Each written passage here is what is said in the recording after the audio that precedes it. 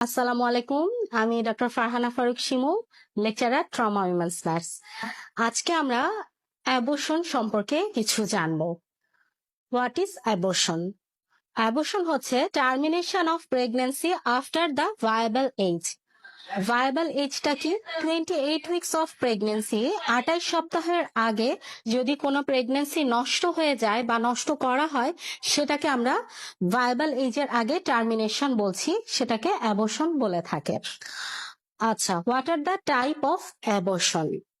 অ্যাবর্শনের কিছু টাইপ আছে, তার মধ্যে most common type threatened abortion, incomplete abortion, missed abortion, septic abortion আর কমপ্লিট অ্যাবর্শন।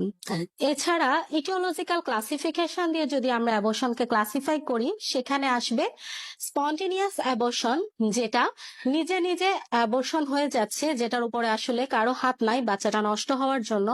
আরেকটা হচ্ছে ইনডিউসড অ্যাবর্শন।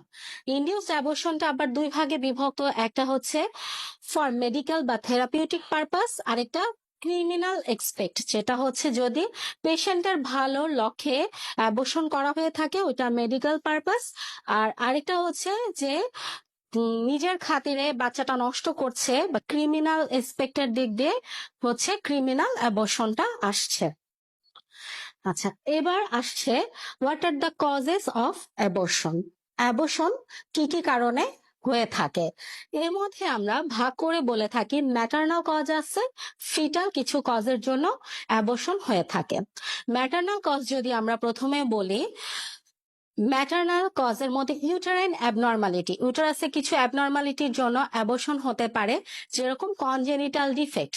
কনজেনিটালি যদি জন্মগতভাবে ইউটারাসটা নর্মাল পজিশনে না থেকে থাকে, তাহলে এছাড়া রেক্টোভার্টেড ইউটারাস হতে পারে। মায়ের শরীরে যদি নিওপ্লাজম ক্যান্সারে কোনো জীবাণু থাকে, তাহলে এটা সে যদি কনসিভ করে অ্যাবর্শনের ঝুঁকি থেকে থাকে। এছাড়া মায়ের যদি কিছু ক্রনিক ডিজিজ থাকে, diabetes mellitus, uncontrol diabetes, uncontrolled hypertension, kidney disease, liver disease, cardiac disease, এগুলা যদি মারাত্মক আকারে থেকে থাকে, তাহলে ওই মার প্রেগন্যান্সি অ্যাবর্শনের খুব ঝুঁকি থেকে থাকে। এছাড়া ওভারিতে যদি কোনো ডিজিজ থাকে, ওভারিয়ান অ্যাবনর্মালিটি থাকতে পারে, কর্পাস লুটিয়াম ডেফিসিয়েন্সি, এই কারণগুলাতে অ্যাবর্শনের অন্যতম প্রধান কারণ। আচ্ছা, এবার যদি আমরা বলি ফিটাল কিছু কজের জন্য অ্যাবর্শন হয়ে থাকে, যেরকম ফিটাল কনজেনিটাল অ্যানোমালি, জন্মগত ত্রুটি নিয়ে যদি বাচ্চাটা মায়ের পেটে বড় হতে থাকে, তাহলে একটা পর্যায়ে গিয়ে ওইটা টার্মিনেট হয়ে যায়।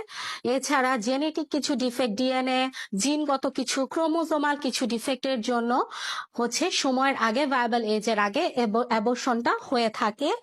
এছাড়া ব্লাইটেড ওভাম আছে, প্লাসেন্টাল কিছু অ্যাবনর্মালিটির জন্য সময়ের আগে প্লাসেন্টাটা মার জরায়ু থেকে সেপারেট হয়ে যেতে পারে, তখন প্লাসেন্টাল ডিসলোকেশনের জন্য অ্যাবর্শনটা হতে পারে। এছাড়া মা যদি সাইটোটক্সিক ড্রাগ ইনটেক করে, তাহলে ওইটা ফিটাসে এফেক্ট করবে। মা যখন প্রেগনেন্ট হবে, তখন সময়ের আগে ফিটাস বার্থ ডিফেক্ট হবে এবং ওইটা অ্যাবর্শনে টার্মিনেট হয়ে যায়। ফিটাল ম্যাল অ্যাবজর্পশন হতে পারে, ওভাম বা স্পার্মটা যদি ফল্টি টেকনিকে এসে থাকে, তাহলেও ওইটা অ্যাবর্শনের একটা হাই রিস্ক হিসেবে আমরা ধরে নিতে পারি।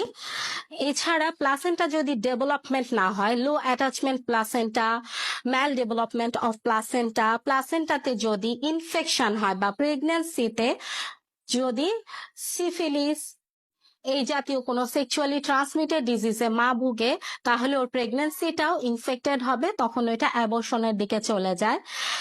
এছাড়া ওভারঅল জেনারেল কিছু কজের জন্য আমরা অ্যাবর্শনটা হয়ে থাকে, মা বাচ্চা দুজনের থেকে আসতে পারে, যেরকম সেপ্টিসেমিয়া, মায়ের ব্লাডে যদি ইনফেকশন হয়, সেপ্টিসেমিক ব্লাড হয়ে যায়, তাহলে ওইটা অ্যাবর্শনের ঝুঁকি বাড়ায় দেয়।